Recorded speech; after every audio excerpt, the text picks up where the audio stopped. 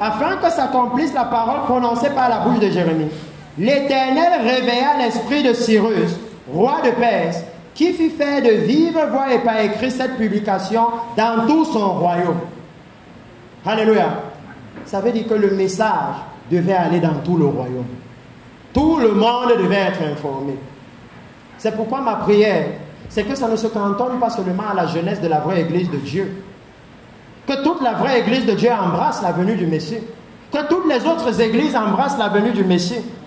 Pour que le jour-là, tous ensemble, nous soyons en train de célébrer. Parce que à quoi ça va servir d'avoir été pasteur, chantre, choriste ou n'importe quoi pendant 30 ans et de manquer le royaume des cieux? Quel aurait été l'intérêt? Quel aurait été l'intérêt?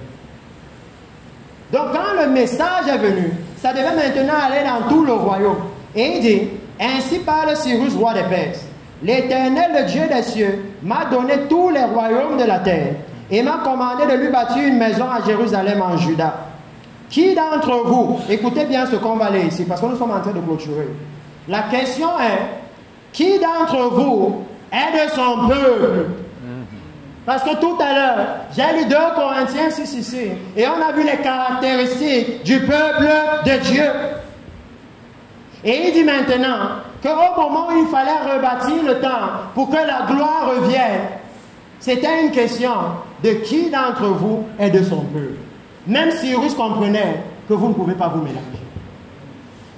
Même Cyrus leur prêchait que la raison pour laquelle il a détruit le temple, c'est que vous avez voulu vivre comme les Ammonites, comme les Amalécites. Maintenant, il dit que pour rebâtir, qui sont ceux de son peuple, uniquement son peuple? Est-ce que vous comprenez maintenant pourquoi il dit mes fils m'ont abandonné? Parce qu'en ce moment-là, la question est terrible. Cyrus est le roi. Il pouvait se lever et entrer dans chaque maison et faire sortir les Israélites. Alléluia. Mais s'il demande qui d'entre vous est de son peuple, ça veut dire qu'il n'était plus reconnaissable. Que quand vous voyez un Israélite, vous alliez le confondre avec un Babylonien. Vous ne saviez plus qui était qui. C'est pour ça qu'il fallait seulement diffuser le message et que ceux du peuple-là viennent eux-mêmes. Parce qu'on ne pouvait plus faire la différence. Tous habitaient maintenant en Babylone. Ils étaient dans son royaume. Est-ce que vous comprenez le problème maintenant? C'est que nous sommes mélangés. Les faux prophètes sont avec les vrais serviteurs de Dieu. Ils sont ensemble. Ils font les mêmes choses aujourd'hui. Or, le Seigneur veut rebâtir.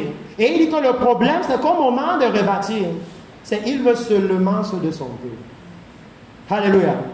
Parce qu'il dit que non, ceux de son peuple, c'est ceux qui ne mélangent pas la justice avec l'iniquité. C'est ceux qui ne mélangent pas la vérité avec le mensonge. C'est ceux qui cherchent la droiture et la justice. Voilà ceux de son peuple. Donc vous pouvez voir que la Bible est vraiment très profonde. Il dit que son Dieu soit avec lui et qu'il monte à Jérusalem, en Juda, et rebâtisse la maison de l'Éternel, le Dieu d'Israël. C'est le Dieu qui est à Jérusalem. Alléluia.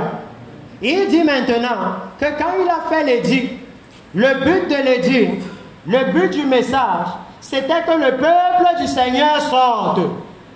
Que le peuple du Seigneur se manifeste. Alléluia. Et pas à pas, on va voir comment le peuple là devait alors se manifester. Alléluia. Parce que c'est là qu'on va clôturer. Pour moi, la façon dont j'ai appris cette affaire, c'est que si tu viens prêcher quelque part, il faut que quand tu sors, ils sachent ce qu'ils doivent faire pour entrer au ciel. S'ils sortent en ne sachant pas ça, ça veut dire que moi j'ai échoué. Il faut que ce soit clair. Si on est là pour le réveil, qu'en quittant d'ici, que chacun sache. Et de cette façon, la responsabilité est maintenant sur chacun d'entre vous. Alléluia. Oh oui, parce qu'il a dit à Joseph dans la Bible que comme c'est toi qui sais comment sauver le peuple, alors c'est toi qui dois faire ça. Alléluia. Donc pour moi, mon espoir c'est que si c'est tous ceux qui sont ici qui savent comment le faire, ils sont assez nombreux pour changer toute une nation. Parce qu'il dit que vous êtes le sel de la terre. Et nos soeurs ici savent comment une pincée de sel change toute la saveur d'une marmite, n'est-ce pas? Donc la pincée que vous êtes est suffisante pour changer la saveur de toute l'église. La pincée que vous êtes. Pour moi, j'ai cet espoir-là. Donc vous voyez ici comment il leur parle. Et il leur amène une instruction puissante et profonde. Parce qu'il dit, qui d'entre vous est de son peuple? Que son Dieu soit avec lui. Alléluia. Et qu'il retourne. J'aime même d'autres versions de la Bible, comme la Bible Le Semeur, ou la Bible français courant, où on dit qu'il retourne. Il dit que son Dieu soit avec lui, qu'il monte à Jérusalem en Juda. Écoutez bien ce qu'il est en train de dire. Il est en train de dire que son Dieu soit avec lui. La personne là pouvait être à Babylone, et il était comme Daniel, un grand ministre, un gouverneur, avec tous les honneurs. Et maintenant on lui dit, abandonne ça et retourne bâtir là où la maison est brûlée. Tu ne sais même pas là où tu vas dormir. Il dit qu'à partir du jour là, il leur disait que pour le peuple de Dieu, c'est la fin de l'évangile de prospérité. C'est fini. Que s'ils veulent rebâtir la maison, qu'ils mettent l'évangile là de côté et qu'ils retournent à l'évangile de la croix et du sang de Jésus. Alléluia. Qu'ils retournent là où le Seigneur a été crucifié. Et il dit que pour l'Église, que ceux qui veulent rebâtir, ceux qui disent on veut le réveil, ils doivent avoir les yeux fixés sur la Jérusalem céleste, plus sur les choses de la terre.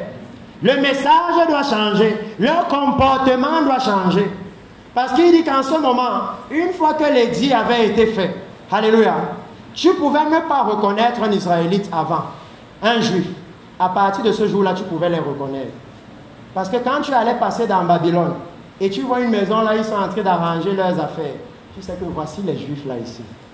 Quand on regarde l'église maintenant, est-ce qu'on nous voit en train d'arranger nos affaires pour retourner dans le royaume de Dieu? Ou est-ce qu'on est en train de tout déballer avec l'évangile de prospérité qui nous encourage à chercher les choses du monde? Nous, on est plutôt en train de déballer. Alors qu'il dit que non, en ce moment, on doit être en train d'arranger nos affaires pour retourner à la maison. Alléluia. Il dit que le réveil que l'Église cherche, le Seigneur maintenant cherche les fils de Dieu, le peuple de Dieu, celui qui sera capable de sortir du système de Babylone. Alléluia. Et de décider de retourner à Jérusalem. Parce que quand vous lisez la Bible est tellement profonde et c'est un livre magnifique. Vous allez réaliser que Jérusalem avait des règles particulières. Numéro un, ce lieu, c'était le lieu là où Dieu lui-même avait les yeux. Alléluia. Ça veut dire que là-bas, vous ne pouvez pas vivre n'importe comment. Le désordre qu'il y avait à Babylone là-bas, il n'y a pas ça. Alléluia. Et c'est à cause de ça qu'ils avaient été envoyés en captivité. Parce qu'ils ont voulu amener le désordre des autres nations là-bas. Est-ce que vous comprenez? Que quand ce message arrive, le peuple de Dieu est celui qui va commencer à se détacher du péché, à se détacher de la mondanité, à se détacher de l'injustice qu'on voit aujourd'hui, pas dehors, mais dans l'église. Dans l'église.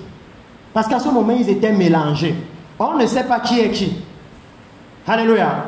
Mais quand le message arrive, et c'est la même chose que vous voyez dans Matthieu chapitre 25, la puissance du message a séparé le blé et l'ivraie. Quand les vierges sont endormies, vous ne savez pas qui est sage ou qui est folle, n'est-ce pas? Mais quand elles se réveillent, les lampes de certaines s'éteignent, alors que pour d'autres restent allumées, n'est-ce pas? La différence est maintenant visible. Alléluia. C'est de ça que le Seigneur parle. Parce qu'il a promis dans la Bible, et nous lisons ça dans nos églises, je ferai de nouveau la différence entre ceux qui me servent et ceux qui ne me servent pas. Et ici, il était question de ça. Il était question que le peuple de Dieu, ceux qui appartiennent au Seigneur, se différencient de tout le reste du royaume de Babylone. Alléluia. Mes frères, quand nous regardons l'Église aujourd'hui, quelle est la différence? Nous n'avons pas de gloire. Le positivisme qui prêche, les choses du monde qui prêchent dans leurs livres de philosophie, nous avons amené tout ça dans l'Église. Au point où nous avons même les églises qui citent les païens, même au pupitre, le pasteur le fait. Que non, tel avait dit ceci, tel avait dit cela. Comme s'il n'y a plus assez de versets dans la Bible. Nous avons pris le monde et nous avons installé dans l'Église. C'est pour ça que le Seigneur, il nous demande maintenant de retourner. Il dit que quand le message, quand nous voulons voir le réveil, nous voulons que la présence de Dieu revienne. Ça veut dire que nous devons restaurer la maison du Seigneur. Mais même quand ils étaient dans le désert, souvenez-vous, il ne leur a pas demandé de lui bâtir un tabernacle en Égypte, n'est-ce pas? C'est seulement après qu'ils se soient séparés de l'Égypte. Alléluia. Seulement après ça. C'est pourquoi le Seigneur, il nous donne le même message maintenant. Parce que la Bible nous dit qu'ils ont reçu le même évangile que nous. L'évangile n'a jamais changé. Ça a toujours été le même message. Il dit maintenant que si nous voulons que la gloire revienne, parce que je suis juste en train de vous raconter l'histoire comme je clôture, ils sont retournés, ils devaient maintenant retourner. Ils devaient rejeter le système babylonien, le système corrompu. Quand vous regardez le système de vie de Babylone, les Babyloniens vivaient au point où ils pouvaient même prendre les ustensiles de Dieu et jouer avec. C'est la même chose dans l'église. Quand vous entendez dans l'église qu'un pasteur a enceinté une fidèle, si on avait la conscience que c'est la fille du Seigneur, la souiller, c'est porter un jugement contre Dieu, on agirait différemment. C'est la même chose dans l'église. Que nous prenons les ustensiles du Seigneur et on utilise ça pour se faire de l'argent. On utilise ça pour se faire ceci et cela. Alors que le but de ces ustensiles, quand vous lisez la loi de Dieu, c'était d'offrir une adoration d'un parfum agréable à Dieu. Et nous avons détourné ça en chemin. On a détourné. Il dit ici que pour ceux-là qui vont se lever, parce que là-dedans il y a un message d'encouragement, que pour ceux qui vont se lever, ceux du peuple de Dieu qui vont accepter de monter, de se séparer de Babylone, littéralement de se repentir de la vie babylonienne qu'ils ont menée et de retourner à Jérusalem. Il dit que leur Dieu soit avec eux. Alléluia. Ça veut dire que le Seigneur est disposé. Il est prêt pour le réveil. Alléluia.